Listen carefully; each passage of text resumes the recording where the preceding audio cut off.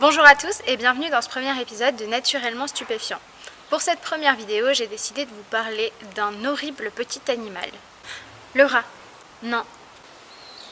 Le crapaud? Non. La méduse? Toujours pas. On va parler du chat. Quoi, cette petite chose mignonne? Regarde ça.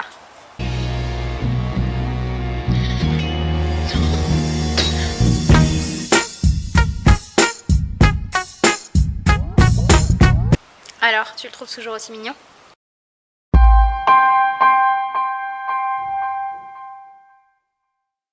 Pour être plus précise, on va parler du ronronnement. Alors même si je suis sûre que tout le monde voit de quoi je parle, on va rapidement le définir en deux mots. Le ronronnement, ça ressemble à un roulement continu de air accompagné de vibrations au niveau de la surface du corps de l'animal. Roulement et vibration. Quoi? T'as dit qu'on devait le définir en deux mots? Ouais, si tu veux. En fait, ça ressemble à ça. Avant de poursuivre, je tiens à préciser que les chats ne sont pas les seuls animaux à ronronner. En effet, on constate un comportement similaire dans d'autres espèces de félidés, comme chez les pumas ou chez les guépards, et dans la famille des viveridés avec les civettes ou les genettes par exemple. On retrouve donc un même comportement dans deux familles distinctes. En biologie évolutive, on parlera d'homologie, dans le cas où le caractère actuellement présent dans les deux familles qui nous intéressent est en fait issu d'un caractère présent chez un ancêtre commun. Au contraire, on parlera d'analogie, dans le cas où le caractère actuellement présent dans les deux familles résulte en fait de deux apparitions distinctes sur l'arbre évolutif. Ok, mais du coup le ronronnement c'est quoi? Une analogie ou une homologie?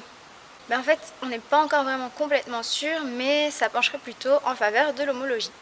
Ok, et sinon tu peux nous dire des trucs dont on est sûr? Oui, ce dont on est sûr, c'est que le ronronnement n'est pas un réflexe. D'accord, mais ça change quoi? Ça veut dire que c'est une action commandée. Comment ça, commandée? On va prendre l'exemple d'une personne qui se serait brûlée en posant sa main sur une plaque chauffante. Il va alors brusquement retirer son bras sous l'effet de la douleur. Ça, c'est ce qu'on appelle un réflexe somatique, c'est un fonctionnement automatique.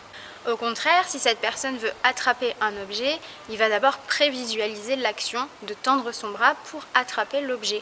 Donc ça, c'est une action prévisualisée et commandée par le cerveau. Ah, en fait, ce que tu veux nous dire, c'est que le chat, il contrôle son ronronnement, il le prévoit. C'est ça. Comme quand on parle, en fait. Oui, mais pas exactement, parce que la voix, elle est produite par phonation. Et la phonation, c'est la production de son grâce à l'air expulsé des poumons qui vient agir sur les cordes vocales. Et dans la phonation, on prend aussi en compte tous les mouvements de la mâchoire, de la langue, des lèvres et tout ce qu'il y a là, quoi. Donc la phonation, ça a lieu uniquement pendant l'expiration, alors que le ronronnement, lui, il a lieu durant toute la phase du cycle respiratoire, pendant l'inspiration et pendant l'expiration. Le son est en fait produit par une modification de la pression et du flux respiratoire au niveau du larynx, ce qui produit des ondes sonores. Ces ondes sonores vont produire évidemment le bruit, mais aussi les vibrations de par leur diffusion depuis la trachée jusqu'à la surface du corps de l'animal.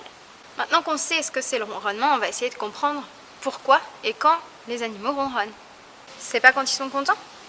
Oui, c'est une croyance qui est relativement répandue, cependant les causes qui poussent un animal à ronronner sont beaucoup plus complexes, assez diverses et relativement mal connues. On peut cependant différencier le ronronnement en deux classes en fonction de la cible.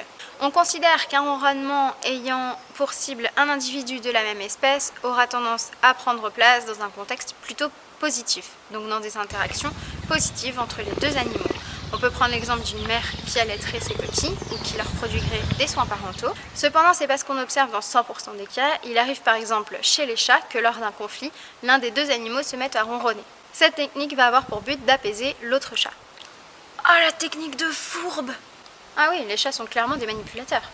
Le ronronnement en direction d'un être humain peut avoir lieu soit dans un contexte d'interaction positive, donc comme si vous caressez votre chat, soit dans un contexte d'interaction négative. Généralement, dans ce cas-là, l'intensité du ronronnement va varier, et du coup, si vous connaissez bien votre animal, vous saurez faire la différence. Les chats sont également capables de mêler leur ronronnement à un horrible miaulement aigu, tout simplement parce que le mélange entre le ronronnement, qui est dans des fréquences plutôt basses, et le miaulement dans des fréquences élevées, va produire un son tout à fait désagréable que vous n'ignorerez pas bien longtemps. Ah, en fait, t'as raison, c'est clairement des manipulateurs. Finalement, dans le monde parascientifique, une hypothèse alloue aux vibrations créées par le ronronnement un pouvoir réparateur, voire antalgique pour les tissus osseux, musculaires et tendineux. Est-ce que tu as d'autres questions à ce sujet ou ça va? Bon, ben c'est tout pour moi. Attends, tu leur proposes pas de s'abonner, d'aimer la vidéo, de la partager sur les réseaux sociaux? Non, je crois qu'ils le savent déjà. Je vais juste les remercier d'avoir regardé la vidéo jusqu'au bout et leur dire à la prochaine. Ciao! Salut!